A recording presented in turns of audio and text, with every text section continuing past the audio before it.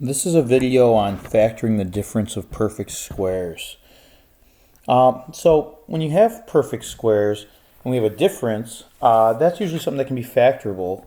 And the way we'll write this for difference of perfect squares is if I had something of the form a squared minus b squared, where I have a and b as variables here. They could be constants as perfect squares. But the way this factors is you should think about when you do a reverse FOIL, right? When you try to unfoil this. So if I have a squared, that would come from my first part of FOIL. So what would I need to get an a squared? Well, I would need a times a. And to have b squared at the end, that would come from my last part of FOIL. So I would need b times b. Now since it's a negative b squared, I know that I need a positive times a negative to get there. And this is how it factors. Let me show you exactly why it works out, because sometimes it's not necessarily clear. So if I had started with a plus b times a minus b, and I went through and I FOILed this, right? A times a would give me a squared. A times negative b would give me negative ab. Positive b times a is plus ab. And positive b times negative b is a negative b squared. And if you notice what happens when you combine like terms in the middle, a negative ab plus ab, they're going to cancel out. And that's why you're left with a squared minus b squared. So that's why it works. I mean, it's important to know why it works, but it's also important to know this formula. This way you can, more easily factor when you see it or see things in this form. It's important to recognize difference means you're talking subtraction, right? So it's the differences mean subtraction. Perfect squares mean both terms have to be a perfect square. If they're not both perfect squares, you can't use this formula. If it's not subtraction, you can't use this formula. The sum of perfect squares wouldn't factor because then you would need two of the same sign here, and those wouldn't cancel out in the middle like we had here. So let's take a look at some examples.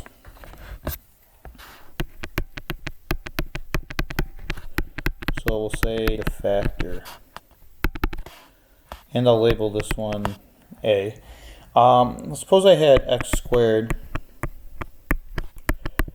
minus 36.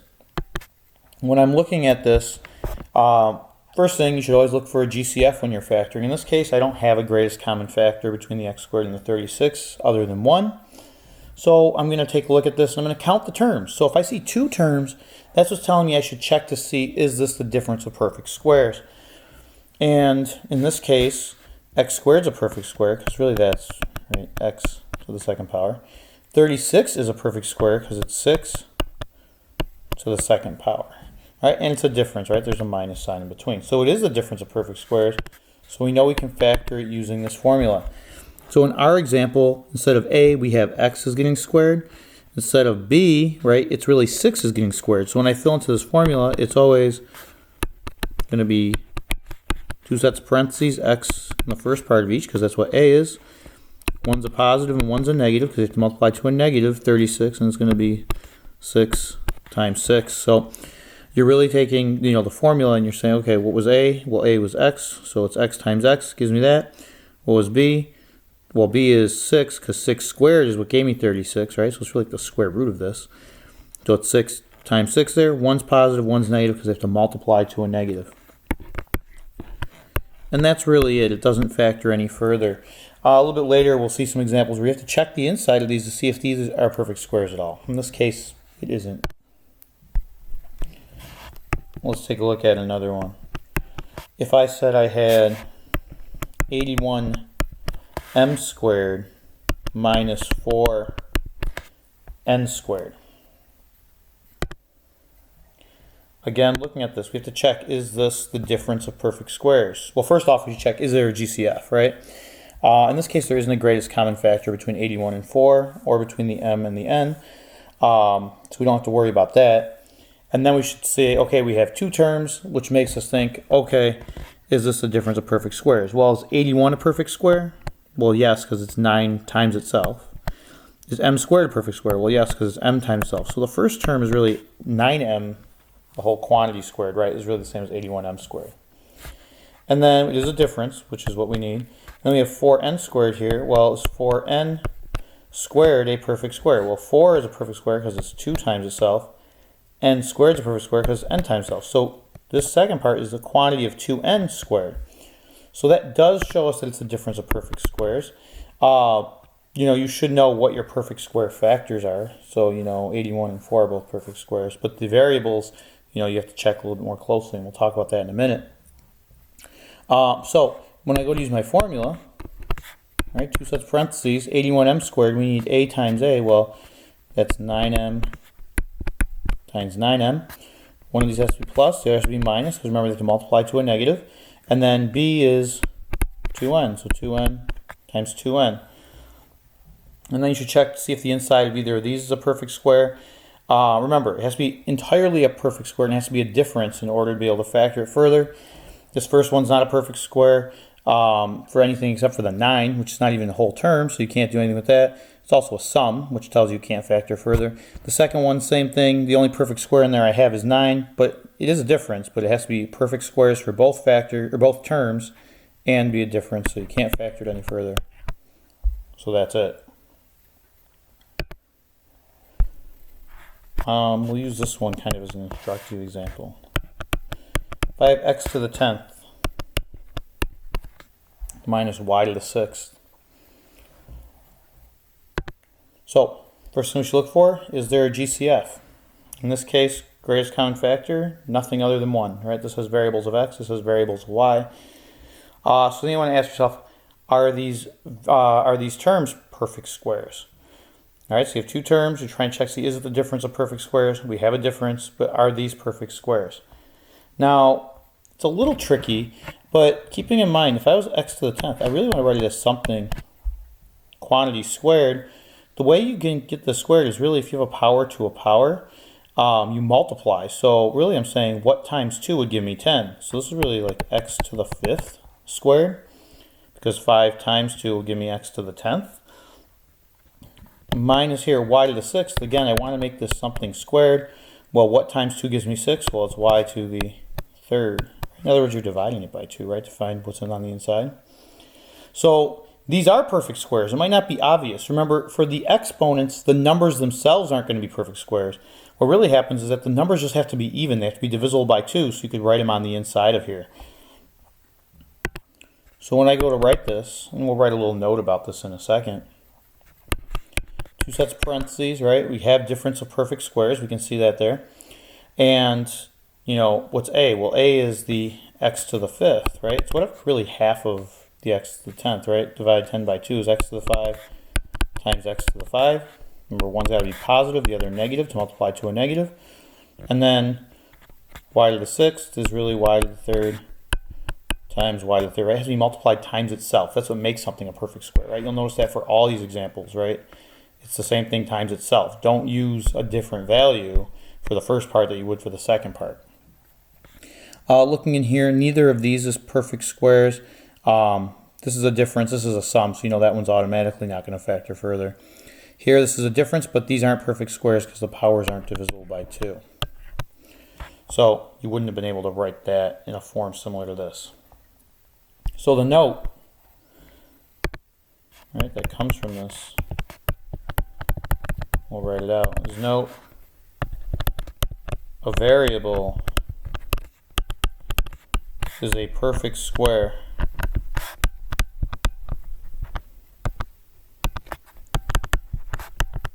if it has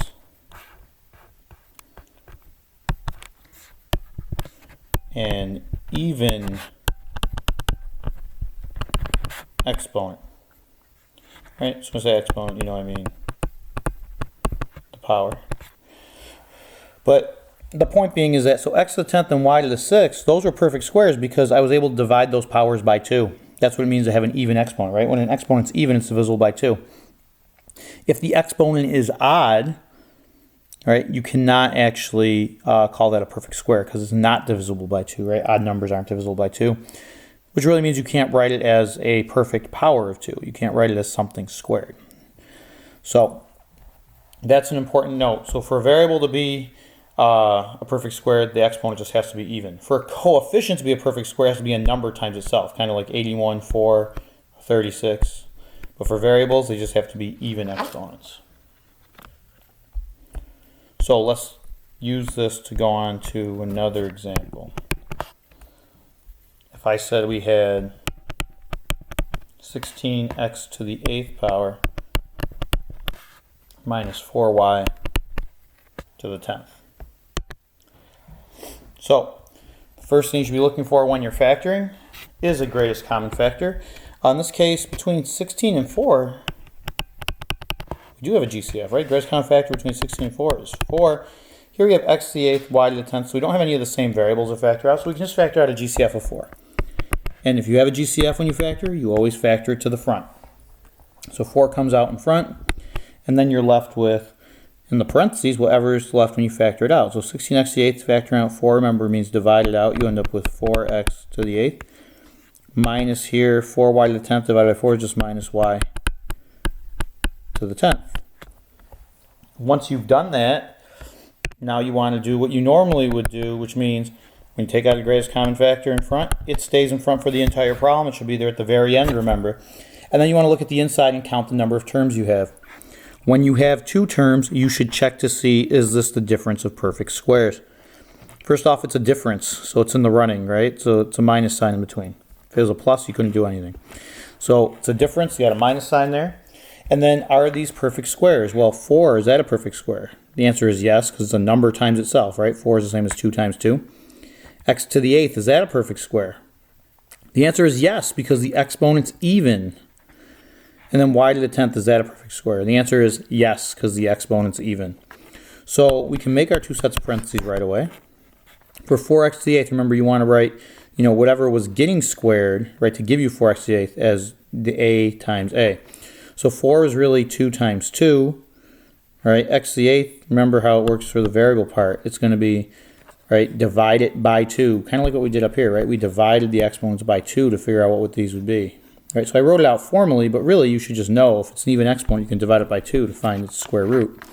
So this will be 2x to the 4th times 2x to the 4th. Remember, to multiply to a negative, one's got to be positive, one's got to be negative. And then for y to the 10th, again, divide the power by 2, gives you y to the 5th times y to the 5th. And then once you're here, you want to check to see if either of these is the difference of perfect squares inside of these factors. This first one's a sum. You don't have to worry about it. Second one is subtraction. But is this a difference of perfect squares? Well, 2 is not a perfect square, right? It's not a number times itself. Right away, as soon as something isn't a perfect square, you can rule the whole thing out. X to the 4th is actually a perfect square, though, right? Because that's a power that's even. Y to the 5th, not a perfect square. The power is odd. But remember, all of it would have to be perfect squares in order to factor further. So that's all you can do.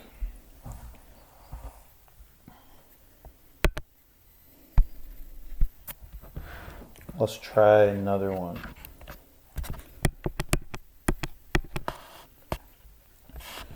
said I had x to the 4th minus 256 y to the 4th. First thing you should ask yourself, is there a greatest common factor here? Other than 1. And the answer here is no, right? Because this just has x to the 4th. This doesn't have any variables of x in there, so there's nothing we could factor out. And then after you look for a GCF, next thing you want to do is count your terms. How many terms do we have? Well, we have 2 terms. All right, if you have 2 terms, you check, see, is it the difference of perfect squares? Well, is it a difference? Yes, it has a subtraction sign. So you can try to check if it's a difference. All right, is it a difference of perfect squares? X to the 4th, is that a perfect square? The answer is yes, because the exponent's even. Is 256 a perfect square? If you're not sure, you can take the square root of 256 on your calculator. 256 is actually 16 to the 2nd power. It's 16 times itself. So yeah, 256 is a perfect square. And is y to the 4th a perfect square? Well, the answer there is yes, because the power is even. So everything in here is a perfect square. It is a difference, so I'm ready to make my 2 sets of parentheses here. And if I do that, remember how it works. For the first term for each of these, right, you want to take really what the square root of x to the 4th is. In other words, you're dividing the power by 2. So we want x to the 2nd times x to the 2nd. One of these should be plus, the other should be minus, remember? And then that's to multiply to a negative. And then you want to figure out what b has to be, the n pieces being multiplied together. Well, 256 was what squared? It was 16. And then y to the fourth, remember the power divided by 2, so it will be 16 y to the second power and 16y to the second power. Remember, these should match, just have opposite signs. So remember, 16 times 16 got you the 256. Y to the fourth, you divided the exponent by 2. Now, once you're here, you should check to see, is either of these factors the difference of perfect squares? Well, the first one is a sum, right? So if it's a sum, then you know it's not the difference, because difference means subtract, of perfect squares. So you can't really factor this any further. You're done with that part. For the second one, it is a difference. All right, now are these all perfect squares? Well, x to the second power, yeah, that power is even. 16, is that a perfect square? Well, yes, because it's a number times itself, right? It's 4 times 4. And y squared, is that a perfect square? Well, yes, because the exponent is even. So you want to factor this one down further. This one here that you didn't use just stays the same, right? So this is going to just stay x squared plus 16 y squared. It's kind of like having a GCF in front, right? You don't want to get rid of it. It's still part of your answer. It's just that you can't factor that part any further. The second piece here, 2 sets of parentheses. We need x squared, so we know we need x times x. You could also think of it as 2 divided by 2 gives you x to the 1 times x to the 1. To multiply to a negative, we need a positive times a negative. And then for 16y squared, 16 is really 4 times itself. And then y squared is just y, so 4y times 4y will give me a 16y squared. And then again, you should check to see, is either of these the difference of perfect squares? Well, the first one's a sum, so we know it can't be that. Second one is a difference, but is it a difference of perfect squares? The answer is no, because, even though 4 is a perfect square, right? 4 is 2 times 2. The x and the y are not perfect squares, so you can't factor any further. Remember, everything inside of here would have to be a perfect square, similar to what we had here, in order for this to factor further. So that would be the end of it. But you got to make sure you check for that, because sometimes people don't, and then you don't finish the problem. You haven't factored completely.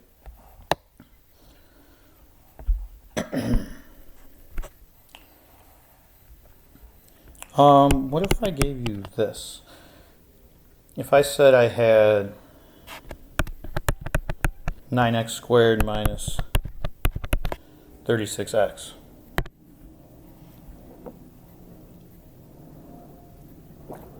Now the first thing you want to do is look for a GCF. In this case, is there a GCF here? The answer is yes, there is. The greatest common factor between 9 and 36 will be 9.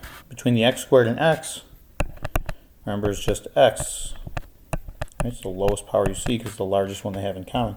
So GCF is 9x, and when you take a GCF out, you write it in front. So we have 9x in front. And then in parentheses after that, what's left over? 9x squared, factor out 9x. You're really dividing it out, just gives me x. Negative 36x divided by 9x is negative 4, because the x's cancel. And then you want to check, does this factor any further? Well, x minus 4, is that the difference of perfect squares? It's a difference. 4 is a perfect square, but x is not, right? So the first power, it's an odd power. That's all you can do with it. So this is not the difference of perfect squares, but the reason I'm showing this is because a lot of people, when they see something like this original problem, automatically think difference of perfect squares. Some of it is because the 9 and the 36 are perfect squares. Sometimes it's because there's 2 terms. But remember, this is not a perfect square because you have x to the first power here. So unless everything in here is a perfect square, you wouldn't be able to use difference of perfect squares.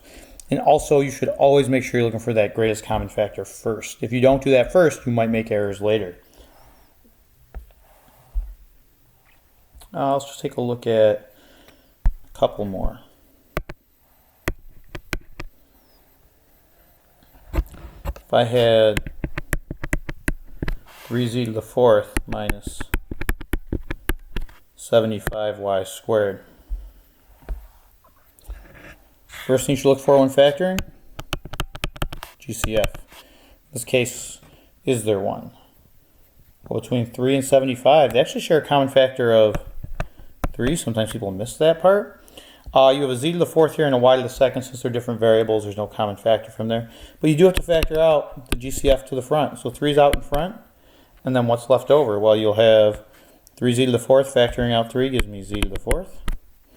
Minus 75y squared, factoring out 3 is minus 25y squared. And now you want to ask yourself, all right, 3 in front, all right, is the GCF, stays in front. And you want to ask yourself, okay, does this inside factor any further? Remember how you do this. You want to count the terms you have. In this case, we have 2 terms. If you have 2 terms, you want to check to see, is this the difference of perfect squares? Well, first off, it's a difference as subtraction, so we have a chance. All right, are these all perfect squares in here for my terms? Well, z to the 4th, yes, because the power is even. 25 is a perfect square because the number times itself, right? It's 5 times 5. And y to the 2nd power, again, because the power is even. So we'll make 2 sets of parentheses here. Z to the 4th, remember you divide the power by 2 and use it in each. So z to the 2nd times z to the 2nd will give me z to the 4th. One of these has to be plus, the other minus, because positive times the negative is going to give me the negative in the middle. And 25y squared, remember 25 was 5 times 5. Y squared is y times y, so it's 5y times 5y. And then you should again check to see if either of these factors comes out to the difference of perfect squares. The first one's a sum, you don't worry about it. Second one's subtraction, so it is a difference. Z squared, yeah, that's a perfect square. It's got an even exponent, but the 5y term is not a perfect square, so you can't do anything with it.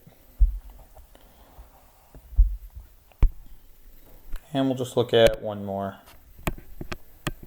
If I said I had 5a to the 8th minus 80 a to the 4th b to the 4th.